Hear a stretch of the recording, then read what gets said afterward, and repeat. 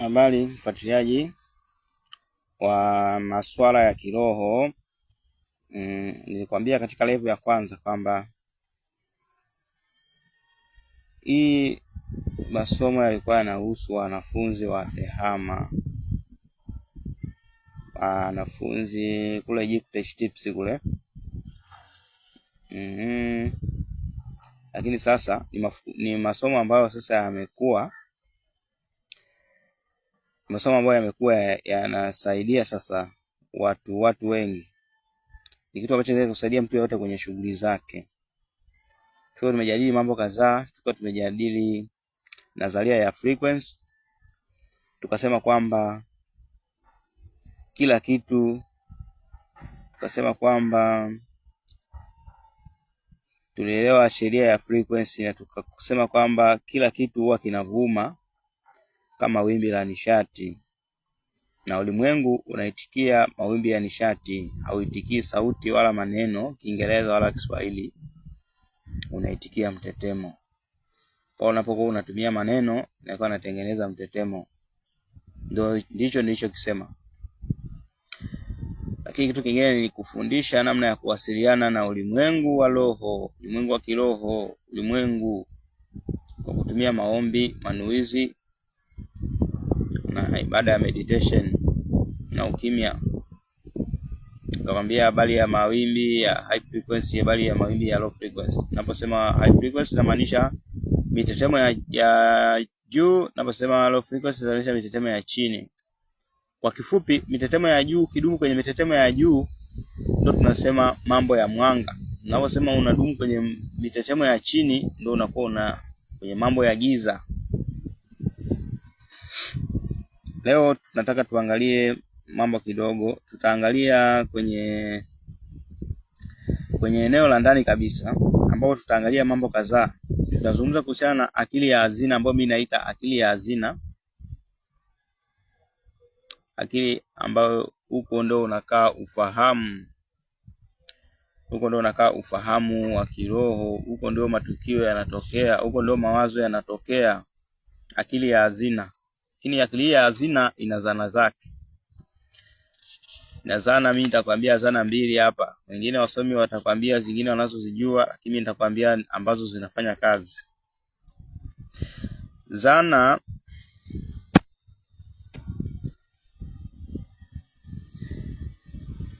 ya kwanza ya akili ya hazina ni nadharia ya jicho la tatu. Umekuwa ukisikia huko habari ya jicho la tatu.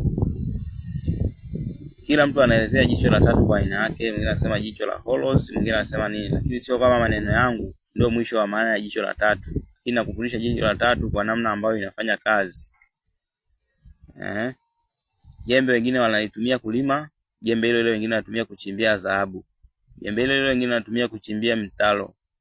Kwa sasa anayekufundisha kutumia jembe kuchimba mtalo, msikilize. Anayekufundisha kutumia jembe kuchimbia dhahabu, msikilize. Anayekufundisha kutumia jembe kulima, msikilize. Hapa tuko tunajifunza jicho la tatu kwa namna inayofanya kazi. Sio ukasema mimi nilisema jicho la tatu ni hivi na sio vile. Angalia misingi yako, na wewe ni mtu, unaweza kuchuja mambo ukapata maana yake. Usitegemee mtu akuchujie mambo. Soma popote unaposoma, uelewe, uweze kuchuja kwa akili yako. Sio ukasema fulani aliniambia. Mimi siko hapa kumpotosha mtu, bali nipo kuongea ili mtu fahamu zake ziweze kumwambia, je, huyu jamaa anachokiongea ni sahihi au sio sahihi? Umewahi kukiona au hujawahi kukiona? Umewahi kukiona au umewahi kukiona? Hivyo. Kwa tutajadili habari ya akili ya hazina na zana zake. Tutajadili habari ya jicho la tatu, tutajadili habari ya mawimbi ya ubongo. Nimekwisha kueleza kwenye live ya kwanza, live ya pili, na hii ni live ya tatu. Hapo nilikwambia tutajadili mawimbi ya 4. Tutajadili beta, tutajadili alpha, tutajadili theta, tutajadili delta. Lakini tutaangalia jicho la tatu, lakini vivyo tutaangalia tena kwenye live iliyopita tuliangalia habari ya siri ya utoto. Nikwambia kwamba kwa nini mtoto inakuwa ngumu, wanalalamika wachawi wanasema mtoto halogeki. Wenyewe wanasema mtoto halogeki, wachawi sijui. Sasa tutaangalia jicho la tatu, akili ya hazina na mabadiliko ya mawimbi ya ubongo. Maarifa haya sio maarifa ambayo mimi naweza nikuyatoa kwa mtiririko sahihi kwa kutoa kichwani mwangu. Sasa mimi nitakuwa nimeyatoa wapi? Maarifa haya nayatoa kwenye kitabu ambacho nimeandika baada ya kufanya tafiti kubwa sana ya muda mrefu sana ya kiroho. Nimekuja kuibuka, nimeishia kwenye kuandika kitabu kinaitwa Mitetemo ya Kiroho baada ya kuwa nimesoma vitabu vingi vya Misri ya kale, vitabu vingi vya historia ya mambo ya fahamu ya kiroho. Baada ya kwamba nimepita kwa mganga mpaka nimepitika kwa mganga. Nimesoma sana Biblia mpaka nikasoma tena. Nikakaa na Waislamu nikawauliza, nikawasikiliza mafundisho yao, nikaamua jinsi ninavyong'amua. Mwisho siku nikaja kuibukia kwenye kitu kinachofanya kazi. Kitu kinachonifanyia mimi kazi. Sasa nafikiri sio vibaya kushare na wewe.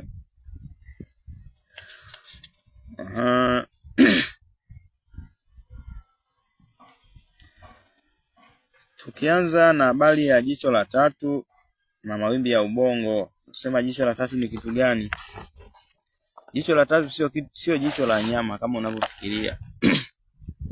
Sio jicho la nyama, bali ni kituo cha kiroho kinachojulikana kama glandi ya pineal. Nilikuwa nakufundisha kwenye live ile ya kwanza, nikakwambia kwamba mwanadamu ana viungo kwenye mwili wake. Kila kiungo kinafanya kazi fulani. Nikakwambia kila kiungo ni general wa kikosi chenye wanajeshi kadhaa. Hata glandi, hizi glandi tunaziita ni tezi. Glandi ni tezi kwenye mwili wa binadamu. Lakini kama wewe kusoma darasa la 7 sura ya 6, kuna vitu vinaitwa tezi kwenye mwili wa binadamu. Sasa hapa tunaongelea glandi pineal. Kuna tezi moja kwenye mwili wa binadamu inaitwa glandi pineal, glandi penal. Jicho la tatu sio jicho la nyama, bali ni kituo cha kiroho kinachojulikana kama glandi pineal.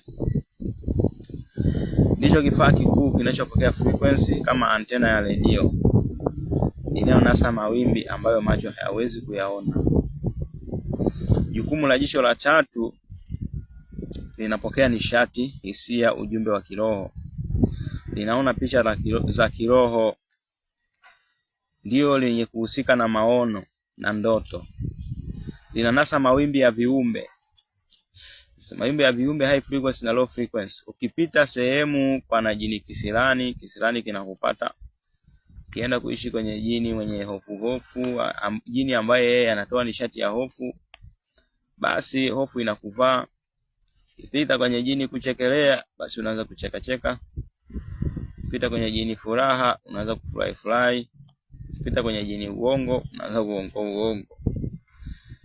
Jicho la tatu ndio linanasa mawimbi ya viumbe. Viumbe wa high frequency na viumbe wa mitetemo ya juu na viumbe wa mitetemo ya chini. Ninaposema frequency wengi unakuta wanashindwa kuelewa frequency. Viumbe wa mitetemo ya juu na viumbe wa mitetemo ya chini. Nikisha kuelezea hapo ninaposema mtetemo na maanisha kitu gani. Kwenye live zilizopita fuatilia huko utaziona kwenye account hii. Jicho la tatu linaunganisha mwili, ubongo na roho. Linaunganisha mwili, ubongo na roho. Jicho la tatu. Mwingine atauliza, ili jicho la tatu ndio linatengeneza picha ambapo mtu ukifumba macho ukianza kufikiria kwa hisia unaweza kuona picha, labda umeshapata hela, unaweza kujiona upo kwenye gari. Mimi nakwambia ndio. Picha za usiku unazozipata ndoto, mara umeota kalikwenda kakarudi kule, mara umeota umeiba, mara umeota umekufa, mara umeota siwi nini, ni jicho la tatu. Sasa ndoto zipo aina nyingi, tutaangalia hapo. Utaratibu unakuwaje sasa? Jicho la tatu huwa linapokea mawimbi, mitetemo hiyo. Inaweza ikawa hisia, maono, ishara, ujumbe au nishati fulani. Na frequency hizo huwa zinapelekwa kwenye akili ya hazina. Nikwambia jicho la tatu ni zana ya akili ya hazina. Ni zana ya akili ya hazina. Frequency hizo ni mambo ambayo ngoja nimalize kuongea hapa tutasawazisha. Frequency hizo zinapeleka mawazo kwenye akili ya hazina, lakini akili ya hazina inatafsiri kuwa picha, sauti, inatafsiri kuwa picha, sauti. Maana jicho la tatu linapokea mtetemo, Huo mtetemo unaenda kwenye akili ya ndani, akili ya hazina. Maana akili ya hazina yenyewe inasikiliza ni frequency. Yenyewe inasikiliza frequency tu. Haisikilizi maneno. Yaani kwa mfano ninapokuambia inasikiliza frequency ni pale ambapo unaweza kusema sasa nimekasirika. Uwezo ukasema nimekasirika maneno ya nimekasirika. Unakuwa hujakasirika. Yaani kwa mfano kama mimi nina mood yangu hii niseme sasa nimekasirika na hasira. Ni kitu ambacho hakiwezekani.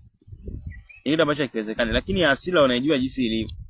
Ile ndio hasira. Ule ndio unaposema mtetemo ndio kama hivyo. Kwa mfano unasema siwezi kusema na furaha alafu nina huzuni. Hai make sense? Hai make sense. Kwa ni mtetemo. Akili ya ndani yenyewe inapokea mtetemo ule. Hasira inaamrisha mwili ikipokea hasira inaamrisha mwili kurespondi hizo hasira, au inaamrisha mwili kutekeleza frequency hiyo.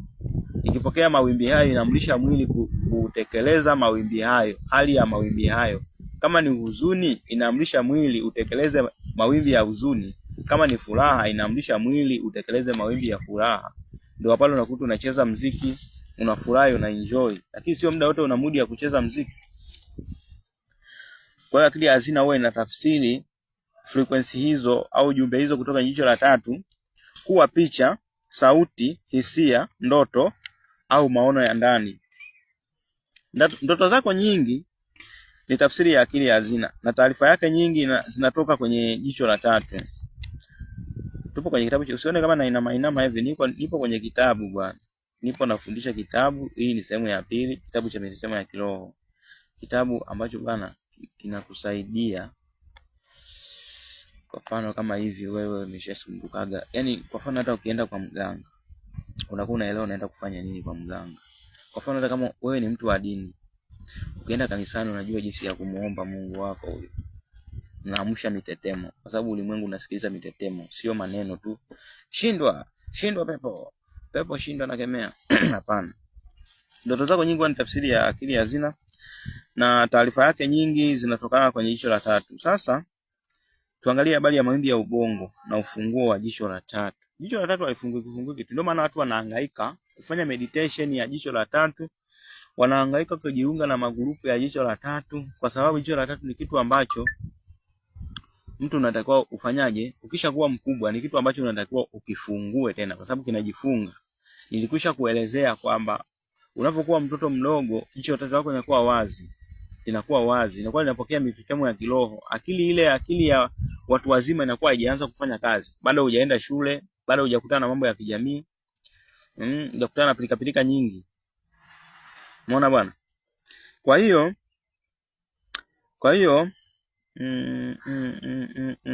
hiyo tunaangalia mawimbi ya ubongo ambao ndio ufunguo wa jicho la tatu. Pale unapoenda kufanya meditation unaenda kucheza na ubongo. Umenielewa? Unapoenda kufanya meditation ya jicho la tatu unaenda kucheza na ubongo. Lakini zipo dawa ambazo zina mitetemo ya kulazimisha jicho la tatu lione. Hizo dawa zipo kwa waganga wa kienyeji. Ukiona nakupa dawa nakwambia umeona nini? Ni dawa inayolazimisha jicho la tatu lifanye kazi. Sema kwa vile wewe unakuwa haujui, ndio unakuwa unafanya tu, unasema mganga, unakuwa unajua si dawa itakufanyaje. Mganga mwenyewe anakutegemea wewe. Mganga anategemea wewe ukaone, umwambie ndio aweze kukutengenezea dawa hicho kitu ulichoona. Kwambia umeona nini bwana? Umeona nini? Sasa unakuwa uelewa unapokuambia umeona nini? Umeota nini? Jicho la tatu halifanyi kazi sawa kila wakati. Jicho la tatu huwa halifanyi kazi sawa kila wakati. Hutegemea frequency ya mawimbi ya ubongo. Sasa kwenye kitabu changu bwana, hili ni jedwali. Hili jedwali nimeandika kuna mawimbi, kuna hali, kuna athari kwa jicho la tatu. Haya, nilikwambia habari ya mawimbi ya aina 4 ya ubongo. Nikakwambia mawimbi ya ubongo ya beta na yapenda kufananisha na zoruba kwenye bahari. Unapenda kufananisha na kwamba kwenye bahari au maji. Maji yanakuwa na zoruba hivi, si ndio? Mawimbi sasa akiwa na zoruba hivi, kama maji ni masafi, unakuwa hauwezi kuona kilichopo chini pale, kama kwenye kina kifupi hapo. Tuchukulie kwenye kina kifupi. Au weka tu maji kwenye beseni. Ukiyakoroga hivi utakuwa, yaani kuna jinsi utakuwa unapata changamoto kuona kale kadude kaliko kaa chini ya beseni pale. Ukiwa unakoroga. Lakini akiwa anatulia unaweza kukafanyaje? Unaweza kukaona. Akiwa ametulia hivyo hivyo unaweza kuingiza mkono na ukakachukua. Safi kabisa. Kwa sasa tunajadili hapa mawimbi ya ubongo ya beta Lakini tunajadili mawimbi ya ubongo ya alpha, tunajadili mawimbi ya ubongo ya theta, tunajadili mawimbi ya ubongo ya delta. Lakini kuna gamma, mawimbi yameongezeka wimbi la 5. Sasa beta ni kitu gani? Beta bwana ni ile hali ya stress, akili ya nje. Akili ya nje. Unapoenda shule unaenda kuelimisha hii akili. Unaenda kuielimisha hii akili. Stress zinatokea kwenye hii akili. Yaani tunasema ni mawimbi ya ubongo ambayo tunasema kwamba ni mawimbi ya zoruba. Mawimbi ambayo hayana utulivu. Sasa mawimbi haya husababisha jicho la tatu kujifunga. Yanazima jicho la tatu. Lakini hupunguza maono ya ndani. Ile sauti ya ndani ya kukuelekeza kwamba bwana unataka upande ile gari, hebu usipande. Unaweza kukutana na mtu anakuambia yani bwana mimi huwa na machale. Yaani mimi huwa na machale. Yaani kwa mfano naweza kafika kwenye gari fulani akasema hii gari usipande, nikaacha kupanda. Sasa unaona kama ni kitu cha ajabu wakati ni kitu ambacho wewe mwenyewe unacho, ni hali ambayo wewe mwenyewe unaweza kuiamsha ikaamka ikawa kama yeye. Sio swala gumu. Sio swala gumu. Sio swala gumu. Sio swala gumu. Sio swala gumu. Beta hiyo, mawimbi ya ubongo ya beta. Akili yake kwa kwenye mawimbi ya beta, hawezi kuona. Jicho la tatu ndio linaona mambo ya kiroho. Jicho la tatu ndio antenna. Ndio kama tuseme ndio mnala unaopokea mawimbi ya vitu visivyoonekana. Sasa ukiwa kwenye beta linakuwa limejifunga.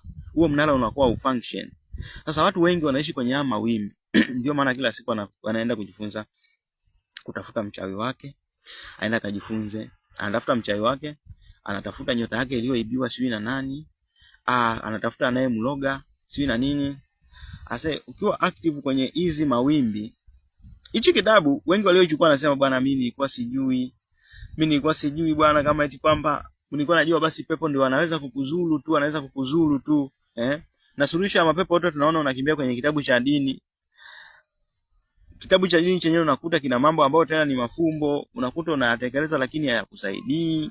Hali bado ni ile ile. Lakini suluhisho la kudumu ni nini? Suluhisho ya kudumu ni kuelewa elimu ya mitetemo. Ninaposema mitetemo, chukulia hisia ya Afrika. Sio kwamba eti chukulia hasira. Hasira ni kitu lili kinakuathiri. Furaha ni kitu lili, huzuni ni kitu halisi. Kwa hiyo beta, mawimbi ya beta ya ubongo, mawimbi ya kwenye ubongo ukiwa unaopaleti, ubongo ukiwa unafanya kazi kwenye mawimbi ya beta. Ile mawimbi ya kwa mfano ukiwa kwenye gari pale unakuwa hauna utulivu. Bwana nipo kwenye daladala. Maana yake sasa hapo hata ukiniambia hoja nikushauri, siwezi kukushauri nikiwa kwenye daladala. Mpaka unipigie simu nikiwa nimetulia, akili imetulia, ipo kwenye alpha. Ndio naweza kukushauri kitu cha maana. Lakini ukinipigia simu nipo kwenye makelele au nina stress, siwezi kukushauri kitu cha maana. Ndio mawimbi ninayoyazungumzia. Hayo mawimbi ndio ambayo huwa yanafunga jicho la tatu. Yanafunga yale mawazo yale ya hekima. Yanafunga mawazo ya hekima, yanafunga nishati za hekima kukuingilia. Kwa hiyo tuangalia mawimbi ya alpha. Alpha ni kitu gani? Alpha ni utulivu. Tunasema tafakari nyepesi, ile tafakari unayoifanya hata ukiwa hujafumba macho. Alpha ndio huo utulivu ambao nakwambia sasa tayari ni utulivu ambao labda maji yalikuwa yanacheza yametulia, sasa yametulia, maji yametulia. Alpha.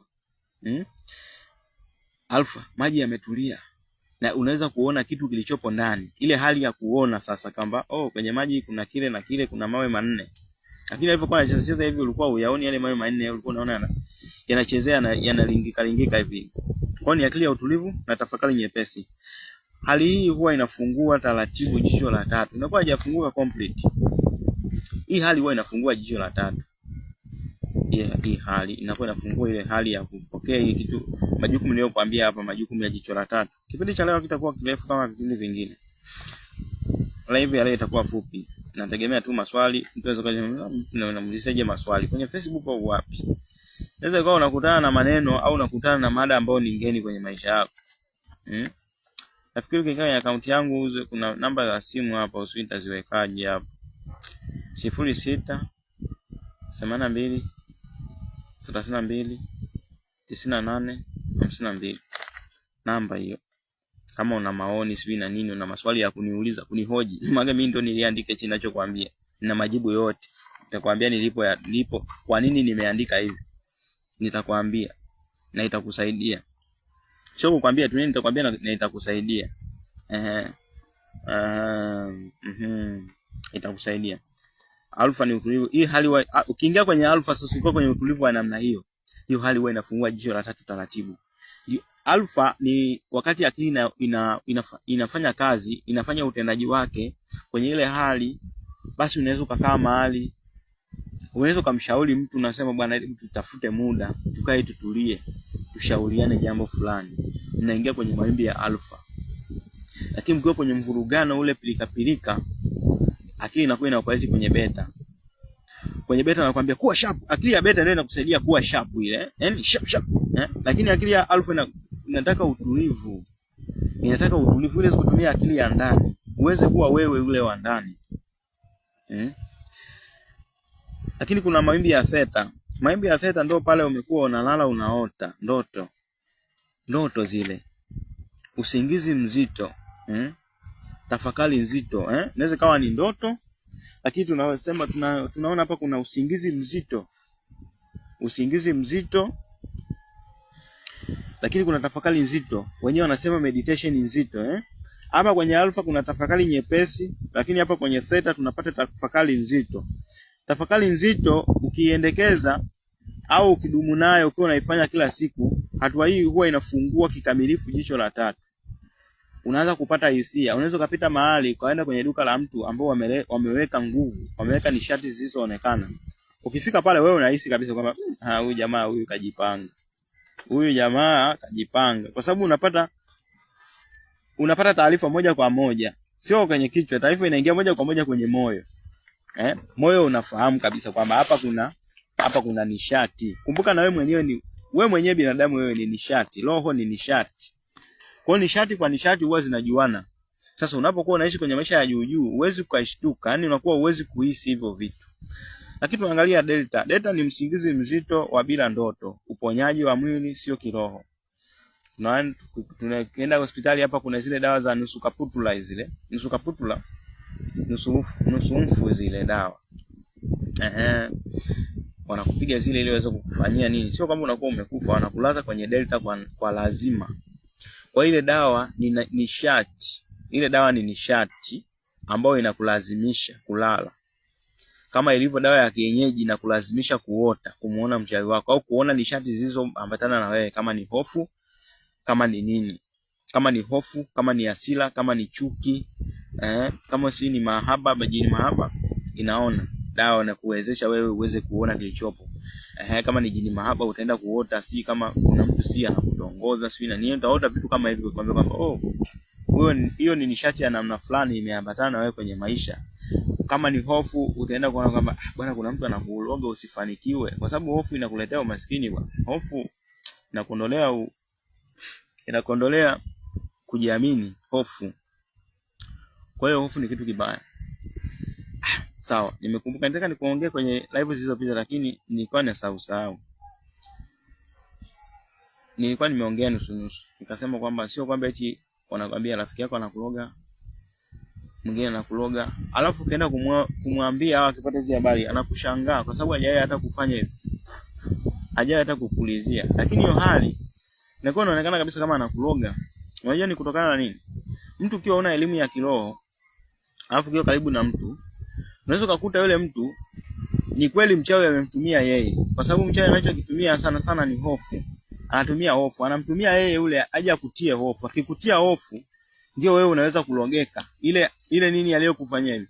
Nataka fulani afanye hivi. Nataka fulani afanye hivi. Sasa ukiwa kwenye high frequency, hiyo nishati haiwezi kukukamata. Sasa anafanyaje ili kukamate? Ndio hivyo, lazima kutafutia mazingira ya kukutia hofu. Sasa unakuta anayekutia hofu ni mtu wa karibu. Kwa sababu mimi ambaye hatujuani, siwezi nikaja nikakutia hofu nijui sikujui. Nitakuvuruga tu, lakini siku utanisahau. Lakini mtu wa karibu anaweza kukutia hofu ya kudumu. Anaweza kukushauri ushauri mbaya. Anaweza kukushauri kutokana na taarifa alizozipata huko. Mchawi anaweza kaweka tajiwe ujikwaa ili upate hasira pale, ukipata hasira ili akupate. Kwa sababu unapokuwa unapata hasira unaingia kwenye mitetemo ya chini. Mitetemo ya chini ndio huko unaishi uchawi na formula nyingi za uchawi. Sio, unaelewa? Sijui unaelewa hapo. Nilikuwa nataka kuongelea hichi kitu. Kwa unakuta mtu anakuambia mzazi wake anakuloga. Kumbe mzazi naye mwenyewe ana elimu za Biblia. Ana elimu ya vitabu vya kigeni vya kizungu. Unakuta mzazi anakuonea huruma. Labda yeye maisha unayotaka kufika yeye hajawahi kufika. Kwa anaona kama ni ndoto. Mwanangu mimi nimepambana sana. Anakutia hofu. Ndio ile kauli unakuta anakuambia kwamba mimi baba yangu ananiloga. Kwa sababu jinsi kumbuka ni mzazi wako. Mzazi wako akikwambia neno linakuingia moja kwa moja. Kumbuka ni mtetemo. Ile hisia anayokuambia nayo pale inapokukamata inakaa kichwani. Haitoki. Hata wewe ukienda huko cheka haitoki. Ikikaa kichwani hofu inakuwa imekuingia. Hofu. Akili ya hazina yenyewe haielewi maneno. Hofu. Kwa mfano nikikutisha ukatishika. Maana yake hiyo imesajiliwa hiyo. Wewe hofu imesajiliwa. Si umeelewa? Nikikutisha ukatishika, hofu imesajiliwa. Nikikutisha usipotishika, basi umepangua hii.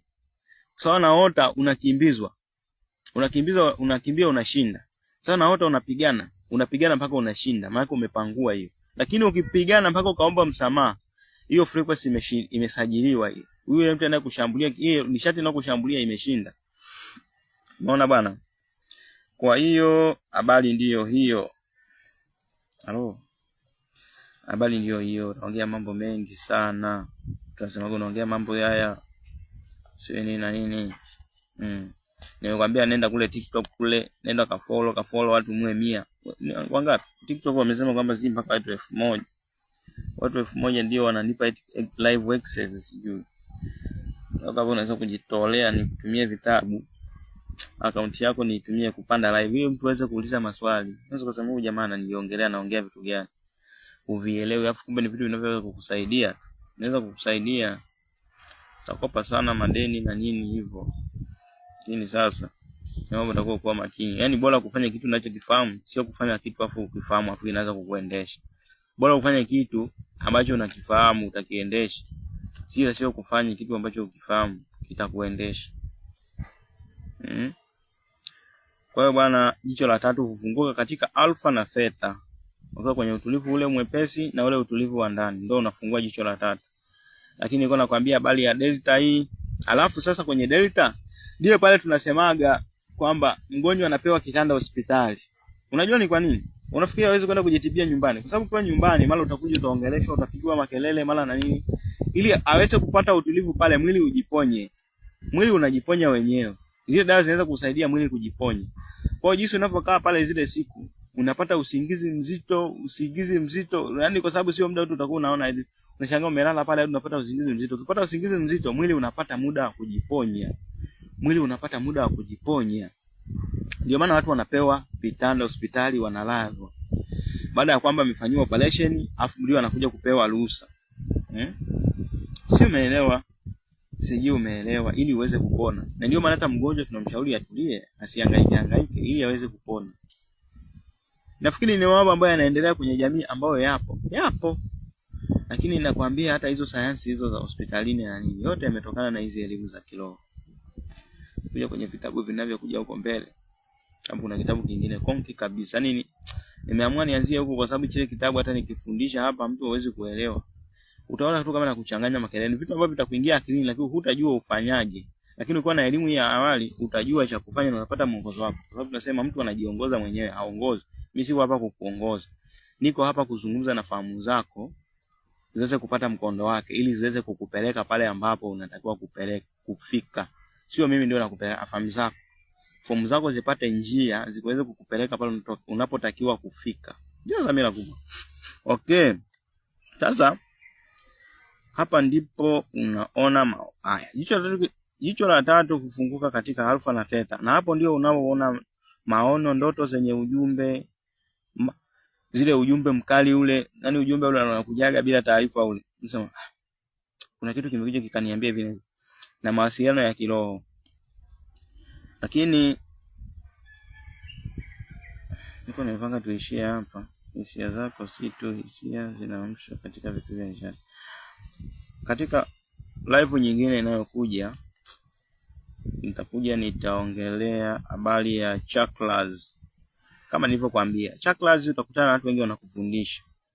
Jembe huwa ni moja, ni jembe lile lakini linatumika kuchimbia madini, linatumika kuchimbia mitalo, linatumika kulimia mahindi, linatumika kulimia nini alizeti. Hilo jembe linatumika, unaweza kukata mtu shingo akafa. Hilo jembe. Hilo jembe ukilitoa kwa mpini wako unaweza kupiga likawa kengele. Jembe hilo. Kwa utakuta mwingine anakufundisha chakra alafu usiseme bwana yule alinifundisha hivi, huyu ananifundisha hivi, basi huyu anadanganya. Wewe ndio utakuwa umechanganyikiwa. Wewe unatakiwa utumie ufahamu wako kupima hizo elimu unayoipata huku na huku ili uweze kuibuka na maneno sahihi. Usikalili kile ulichofundishwa kule, kwa sababu ukikalili utakuwa umeziba fahamu ya kuelewa kitu kingine. Utakuwa kukalili, unatakiwa kuelewa kwamba hivi katika maneno yale aliyonifundisha yule, hivi katika anachoongea huko hakuna hata neno moja linalofanana na lile. Hapo unaweza ukapata majibu mazuri. Lakini sasa habari ya kukalili, umesoma Biblia umekalili, hapo unafunga mlango wa fikra zingine. Umesoma mpaka PhD yako, basi wewe umejenga tabia ya kuamini vitu vya kishule shule. Yani umeingia kwenye msitu ambao huwezi hata kutoka. Mimi nafikiri leo tuishie hapo. Nafanya live hizi, yani uweze kufanya mazungumzo ya moja kwa moja.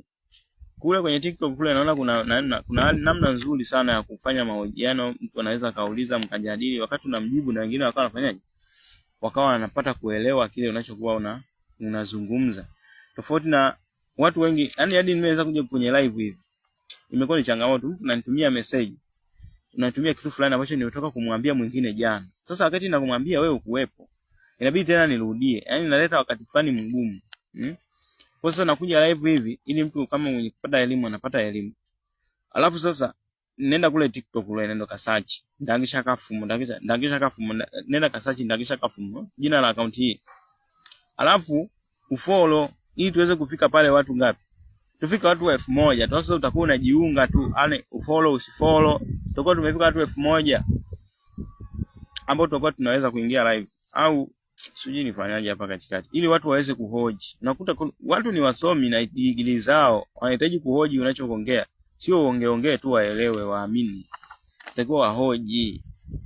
Kwa sababu mimi hapa unaona ni polini hapa eti nikapolipoli fulani umekaona aka kapoli. Kwa hapa sio kanisani. Kanisani ndio wanakuwa haulizi maswali, unakuwa unasikiliza tu anachoongea yule pale jamaa mbele pale. Si ni nani? Si ndio mwezeshaji? Si ndio mwezeshaji? Unakuwa unasikia tu anachoongea. Sasa hapa sio kanisani.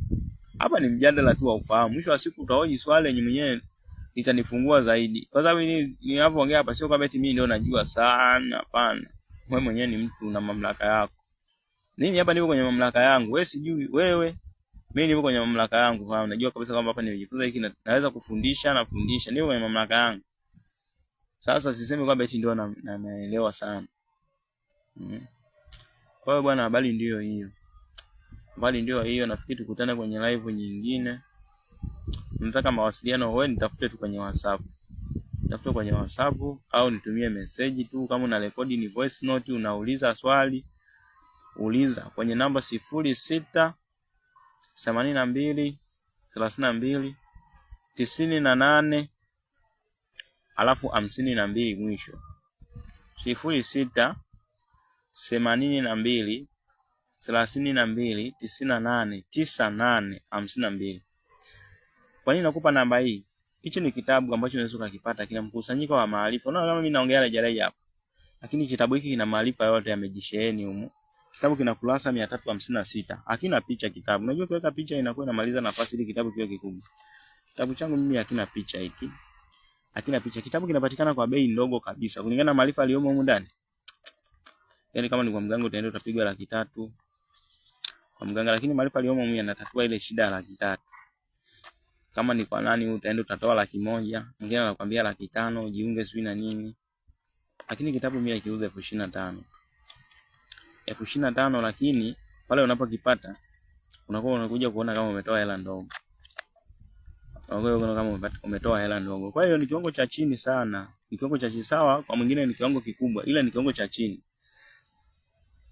Ni bei ambayo ni chini ya mbuzi. Lakini vile vile hii bei ni bei ya dozi za dawa za kienyeji. Yaani ni dozi ya dawa hizi yani. Lakini hiki kitabu kina maarifa ya kukufungua fahamu. Hichi kitabu sio chenye maarifa ya kukalili. Ni kitabu ambacho unakuwa unasoma huku unafunguka fahamu, huwezi amini. Yaani unakuwa unafunguka fahamu. Yaani kuna mambo mengi sana utagundua. Yaani kuna mambo mengi. Sio ninaposema utagundua, ni pale ambapo unasoma kitabu alafu unahusianisha na maisha yako yanayoendelea. Bana kama hichi kitu kweli. Mimi mbona huwa nataka kuacha pombe lakini siachi? Mbona mimi napenda sana mademu? Yaani mimi napenda sana wanawake, yaani mimi hiyo hali inaniendesha. Mimi mbona mimi na uraibu na kitu fulani nashindwa kuacha? Shida nini? Yeah. Hichi kitabu kitakusaidia bwana. Hichi kitabu kitakusaidia mambo mengi.